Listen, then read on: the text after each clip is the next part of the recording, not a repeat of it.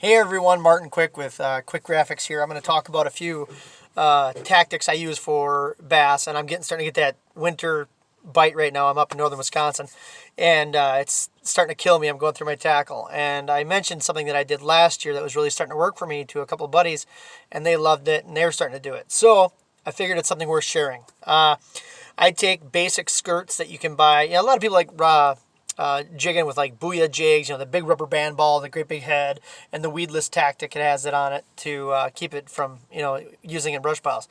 Well, that same exact bait has a lot of traction in areas where there isn't brush. There isn't all the crap.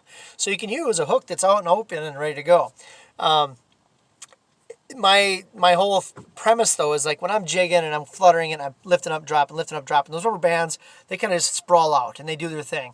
I think, a lot of us will run a trailer on that same bait, and it just gives it that more plump feel, that like, ooh, look at me, I'm big bad, jigs. And there's a lot of different jigs out there. There's so many different kinds. But one thing that I like now that Z-Man has came out is that they offer their extremely stretchy, 10 times tougher worms, baits, minnows, crabs, crawdads, whatever, you get it.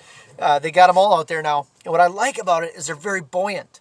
So when you drop this in the bottom, let's say you got a jig or a hook right up here, it comes up. Or if you got a slightly heavier hook, even a general weedless like a number 3 or something, if you can do a thin barb, you can do a heavy one. But that's just enough weight where if you're running your fluorocarbon, that worm will slowly sink because of this buoyancy. So that's something I absolutely love, is that you can work both elements with a hook on these Z-Man baits, and they have the fact that they're fairly buoyant. They drop slower, more pickup time for that bass to grab onto it. Yeah, they love to grab it off the bottom, but they also don't mind something that's slowly falling, that was just tweaking. I think it's wounded, and now you stop tweaking it and they grab. So I really love that. And their softness too. So they're just a really great bait. Now, back to my idea that I was telling you about. What I do is I go out and I make sure I buy a jig that has, let's see if I can get it on the film here. It's got little grippers. Let's see if I can get them out here. I got a different one. 1 second. Bear with me. Where is it? Well, I'll show you a different one that's very similar here. It's still got grippers on it. But as you can see, that it's got this little barb right there. And that's to, when you put on the Z-Man, it's got a different texture. So that's really for the Z-Man to go on there and clamp on. So that same barb is in this right here. So I make sure to buy a jig that's got those barbs in the back end to hang on to the Z-Man. I buy my skirt separate, I buy the jig separate, I buy the Z-Man separate. So I got a big splail out on my desktop where I'm putting these things together. Now, the one thing that I do is I don't need all this. I don't like all that on this. I'll explain this all in a second. Bear with me. So what I'm going to do, take my handy dandy dumpster knife here, one that I don't mind what it goes into. But, and I cut it right, on most of these Z-Mans, I got the natural crawler look and feel, so I got that mid-body section. I usually go about, well, let's see if you can see that there. There's no lines right there. So I take that and I snip it right behind that, make it a little bit shorter. Now I've got a short, nice little tail, and I got that little, actual like crawler paddle tail on there. So the reason I do all this, and I'll show you in a second. I wish I had water display for you, but I'll show you in a second. So anyhow, got the hook with my reverse barbs for the Z-Man. Got my skirt I purchased, the Lake Crawfish color, one of my faves. But the reason I do all this is, I'll explain it to you here in a short second. I really packed it on there so it grabs on barbs. And even what's great about the Z-Man is I can press it up on there and it doesn't go anywhere, it doesn't break, it doesn't dissipate. It goes up on those barbs, it sits there, and now it's even a little bit fatter right where I bunched it up on those barbs. Okay. Now, what's really cool about this little setup right here, it's not weedless, so you're going to be using it in areas where you might lose it, but that's okay. So anyhow, when you're jigging this out there and you got this coming down and you're getting the natural flutter of these rubber bands, just like a regular Booyah jig or something like that there, when you're bringing this through the water,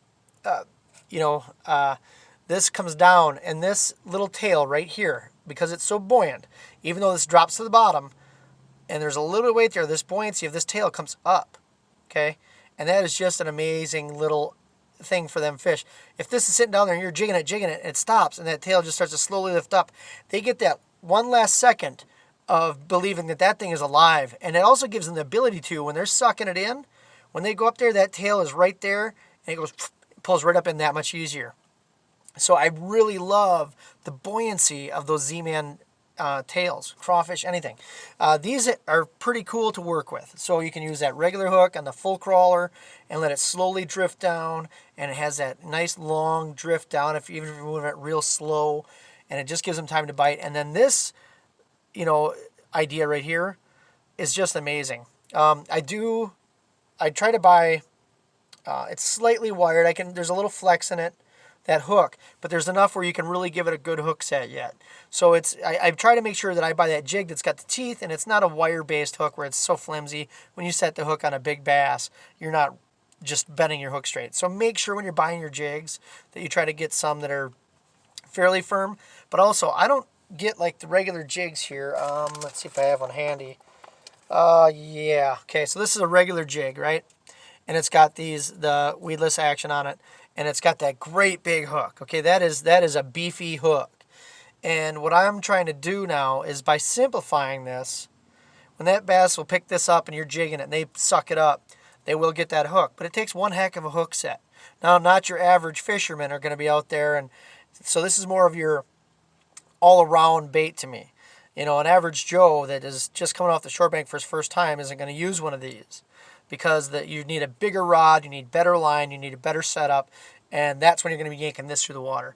This one, that little bit smaller profile hook, will really get up in their jaws a lot easier. But I also want to take note that if it can get in their mouth easier, you better be prepared with a pair of pliers. Keep in mind, when it's easier to get in their mouth with that big old bucket mouth, that means this hook that's got this great big hook on it, and they come around this, they can get in there real good. But that's a big hook to work out. Okay, you can probably work that out fairly easy. You get a smaller gap hook, and it gets in their mouth a lot further, and it can get down some damaging areas for the bass.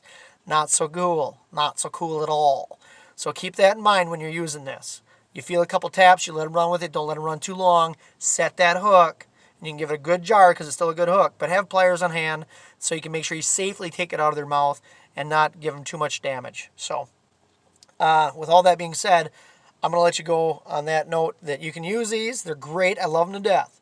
But I have been using this more and more throughout my tactics, throwing out for bass in the last couple of years. And like I said, I buy my own skirt, buy my own jig head, and I buy my Z-Man packs. And that little bit of drop it to the bottom, and this tail, because it's buoyant, starts going like this. I think that's that last little touch. You can sit and jiggle it, and that's great. But your average fisherman that doesn't constant on the beat or on the ball waiting for, that little extra touch, that they're like, ooh, and they grab on. So very critical. Give this a shot. Make your own. You can go to Fleet Farm. You can go to any general store, and they'll have skirts handy. They have a plethora of jigs you can look through. Try to pick the one that's got a good durable jig, hook, the teeth on it to hold on your Z-Man, and also hold on your rubber bands. Keep an eye out. You can even look for this jig right here. I believe that's made by Northland, and a really good jig. I love it to death. So got a little minnow head looking to it. And as for colors, I do love the crawdad color the best when I'm working on the bottom. I think it's more natural presentation.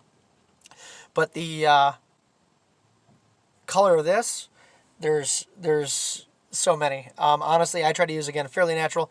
This is like a blue-green, and I've got another one here that does not have a tail, very similar, but as you can see, I'm using the rubber bands, crawdad color, and this is a little bit thicker chunk. It's not the tail end, but again, it still has that buoyancy, so it's still, when it's all said and done, this thing just kind of lifts up, and I think that's critical. So but that's the pumpkin, or yeah, you get it. It's the green pumpkin there, they call it, and then reds. You get it. You got it. Pick some colors that you think will work for you.